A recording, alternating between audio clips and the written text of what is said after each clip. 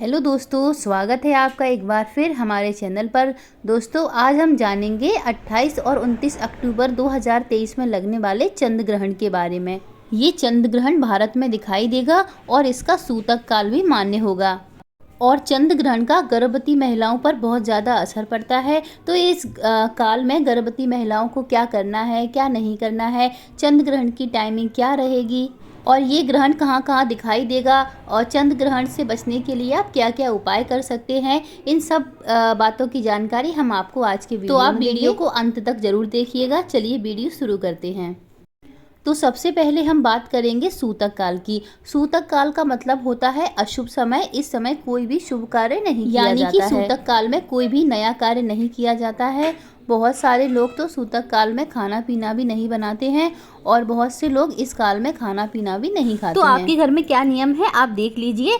और यदि आपके घर में भी सूतक काल के दौरान खाना पीना नहीं बनता है तो आप खाना पीना पहले से ही बनाने के बाद उसमें तुलसी दल डाल दीजिएगा, ताकि ग्रहण और सूतक काल के दौरान आप खाना पीना खा सकें। तो आप तुलसी की पत्ती डालने के बाद शाम को खाना बनाने के बाद रात में आप खा सकते हैं। वैसे तो सूतक काल के दौरान खाना नहीं खाना चाहिए, लेकिन यदि कोई बूढ़ा व्यक्ति है, कोई बच्चे हैं या फिर कोई गर्भवती महिला है तो वो इस दौरान खाना पीना खा सकती है। बस खाना तो आप खा सकते हैं, बस इसका यही नियम होता है कि खाने से पहले आप उसमें तुलसी का पत्ता रख दें, ताकि हमारा जो खाना है वो दूषित ना हो। इस बात का आप लोग विशेष रूप से ध्यान रखें। और यदि आप सूतक काल को भी मानते हैं तो बस आप अपने खाने में तुलसी की पत्ती, पानी के पीने में तुलसी की पत्ती और जो भी आपका खाने का सामान है उस सारे सामान में आप तुलसी की पत्ती डालकर रख सकते हैं।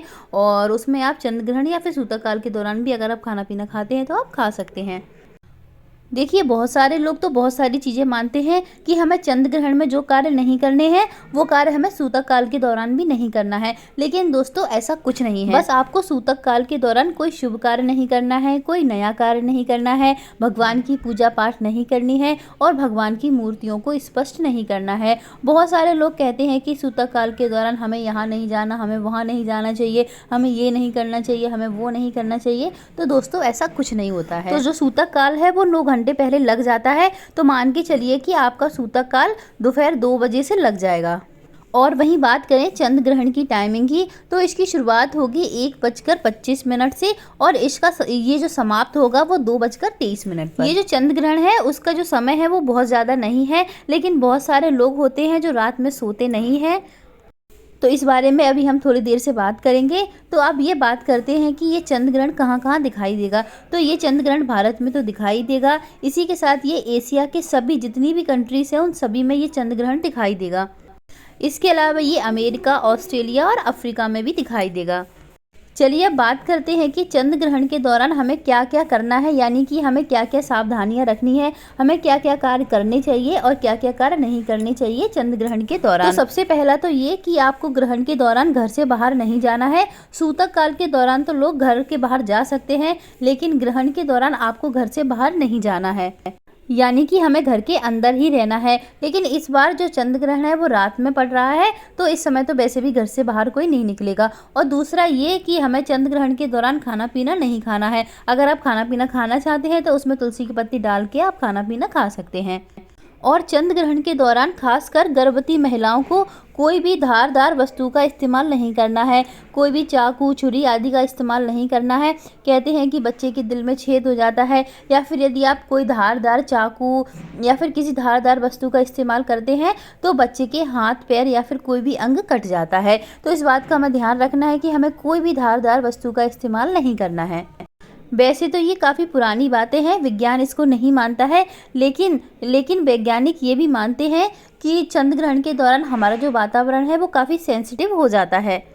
बहुत से जीवाणु, कीटाणु वातावरण में पनप जाते हैं, यानी कि बहुत सारी जो निगेटिव ऊर्जाएं हैं वो इस दौरान पनप जाती हैं।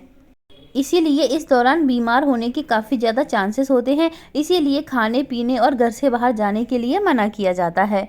और अगर आप प्रेग्नेंट हैं तो आपके बच्चे के साथ ऐसा कुछ हो जाए, इसके कोई पुख्ता प्रमाण नहीं है, लेकिन हम ये सारी चीज़ों को बहुत पहले से मानते चले आ रहे हैं, तो आपको इन सारी चीज़ों को मान लेना चाहिए। और अगला ये है कि आपको चंद्र ग्रहण के दौरान शारीरिक संबंध नहीं बनाने हैं। इस बात का आप लोगों को विशेष रूप से ध्यान रखना है। और ग्रहण के दौरान आपको किसी के बारे में गलत नहीं सोचना है, किसी की बुराई नहीं करना है, किसी से अपशब्द नहीं कहना है। इस बात का भी आप लोगों को ध्यान रखना है। और ग्रहण या फिर सूतकाल के दौरान आपको ये सब नहीं सोचना है कि चंद्र ग्रहण के दौरान मुझे कुछ ना हो जाए या फिर मेरे बच्चे को कुछ ना हो जाए। यानी कि आपको नकारात्मक बातों से दूर ही रहना है। आपको नकारात्मक कोई भी बात आपको अपने मन में नहीं लानी चाहिए। और ग्रहण के दौरान आपको जो चंद्र ग्रहण की रोशनी है उसके सामने नहीं जाना है। आपको अपने घर के पर्दे वगैरह खिड़कियों को अच्छे से बंद कर देना है। आपको चंद्र ग्रहण को बिल्कुल भी नहीं देखना है, यहाँ तक कि आपको टीवी में भी नहीं देखना है। उसकी रोशनी के संपर्क में आपको बिल्कुल भी नहीं आना है। गर्भवती महिलाएं इस बात का विशेष रूप से ध्यान रखें, क्योंकि ये जो सारी चीज़ें मैं बता रही हूँ वो सारी चीज़ें गर्भवती महिलाओं के लिए बहुत ज़्यादा ज़रूरी हैं। चलिए बात करते हैं कि ग्रहण के दौरान हमें सोना चाहिए या फिर नहीं सोना चाहिए। तो बहुत सारे लोग होते हैं जो सुबह ऑफिस जाते हैं। सुबह घर की जो महिलाएं होती हैं उनको सुबह उठकर सारा काम करना होता है, अपने पति को ऑफिस भेजना होता है, बच्चों को स्कूल भेजना होता है, उनका लंच उनका टिफ़िन वगैरह भी तैयार करना होता है। तो क्या इस दौरान हमें यानी कि चंद्र ग्रहण के दौरान हमें सोना चाहिए या नहीं सोना चाहिए? तो दोस्तों ये जो गर्भवती महिलाएं होती हैं, बुजुर्ग होते हैं, बच्चे होते हैं, उन लोगों के लिए छूट दी गई है कि वो लोग चंद्र ग्रहण के दौरान सो सकते हैं, क्योंकि इन लोगों के अंदर इतनी शक्ति नहीं होती है कि वो इन सारी चीज़ों को झेल सके। तो वो आराम से सो सकते हैं, उनके लिए इन सारी बातों की छूट होती है।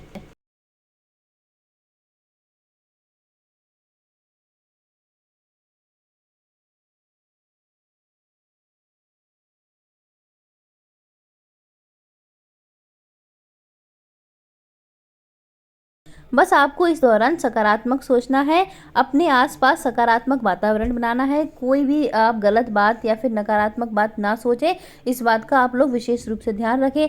इस दौरान आप पूजा पाठ तो नहीं कर सकते हैं, पर अपने भगवान या फिर आपके जो भी इष्ट देव हैं उनका आप मन में स्मरण कर सकते हैं। आप मानसिक जाप कर सकते हैं, कुछ मंत्रों का आप यहाँ पर उच्चारण भी कर सकते हैं जो कि मानसिक रूप से होते हैं। बस आपको भगवान की मूर्ति या फिर भगवान को स्पर्श नहीं करना होता है, क्योंकि जब आप मंत्रों का जाप करेंगे, अपने इष्ट देव को याद करेंगे, तो आपके अंदर सकारात्मकता आएगी और नकारात्मक जो बातें हैं वो आपसे दूर भाग जाएंगी। इसके अलावा बहुत सारे लोग कहते हैं कि जो गर्भवती महिलाएं होती हैं वो कच्चा नारियल अपने पास रख सकती हैं, उससे सकारात्मक वातावरण आता है, वो काफ़ी पवित्र माना जाता है। तो आप कच्चे नारियल को अपने आसपास रख सकते हैं। इसके अलावा बहुत सारे लोग अपने पेट पर गेरू लगा लेते हैं। जो गेरू होती है वो मार्केट में आसानी से मिल जाती है। तो अगर आप गर्भवती हैं तो अपने पेट पर आप जो है गेरू लगा लें, इससे आपके बच्चे पर चंद्र ग्रहण का कोई भी असर नहीं पड़ेगा। इसके अलावा गेरू को आप अपने घर के बाहर दरवाजे पर लगा सकते हैं। गेरू को काफ़ी पवित्र माना जाता है, और अगर आप गेरू को अपने पेट पर या फिर अपने घर के बाहर लगा लेंगे तो आपके ऊपर चंद्र ग्रहण का कोई भी असर नहीं पड़ेगा। इसके अलावा बहुत सारे लोग एक धागा लेते हैं, यानी कि अपने सर से पाँव तक उस धागे को नाप लेते हैं और कहीं बाहर टांग देते हैं, और जब चंद्र ग्रहण समाप्त हो जाता है तो उस धागे को घर से बाहर फेंक देते हैं। अगर आप ये उपाय करेंगे तो इससे भी आपके ऊपर चंद्र ग्रहण का कोई भी प्रभाव नहीं पड़ेगा।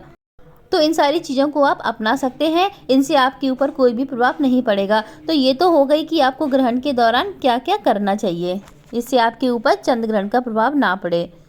चलिए अब बात करते हैं कि ग्रहण समाप्त होने के बाद हमें क्या क्या करना चाहिए। तो जब चंद्र ग्रहण समाप्त हो जाता है उसके बाद सबसे पहले आपको गंगा जल लेकर अपने ऊपर छिड़कना है और अपने पूरे घर पर अच्छे से छिड़क लेना है। अगर आप सो गए हैं तो कोई बात नहीं, ये सारे काम आप सुबह उठकर भी कर सकते हैं। इसके अलावा अगर आपके पास समय है या फिर आप कर सकते हैं तो आपको रात में ही अच्छे से नहाना है, और नहाकर आपको अच्छे से पवित्र हो जाना है, और इसके बाद आप सो जाइएगा। और जब आप सुबह उठें तो सुबह उठने के बाद सबसे पहले नहा धोकर अपने पूरे घर में गंगा जल का छिड़काव करें और अपने मंदिर को अच्छे से साफ कर ले, साफ सफाई कर ले, भगवान की मूर्तियों को अच्छे से साफ कर ले, उन पर भी गंगा जल का छिड़काव कर लें। साफ सफाई करने के बाद आप पूजा पाठ करें और इसके बाद आप मंदिर जाएं, और मंदिर जाने के बाद आपको दान अवश्य करना चाहिए। कहते हैं कि ग्रहण के बाद आपको दान अवश्य करना चाहिए, इसका आपको बहुत ज़्यादा फल प्राप्त होता है। दान आप कुछ भी कर सकते हैं, आप पैसे, अनाज, वस्त्र कुछ भी दान कर सकते हैं, जैसा आप पे बन पड़े आप वो यहाँ पर दान कर सकते हैं। तो दोस्तों ये थी चंद्र ग्रहण से संबंधित सारी बातों की जानकारी कि गर्भवती महिलाओं को चंद्र ग्रहण के दौरान क्या करना चाहिए, क्या नहीं करना चाहिए। तो दोस्तों चंद्र ग्रहण से संबंधित मैंने आपको सारी बातों की जानकारी दे दी है। अगर आपको ये वीडियो पसंद आता है तो प्लीज़ चैनल को सब्सक्राइब ज़रूर कर दें। धन्यवाद, मिलते हैं अगले वीडियो में।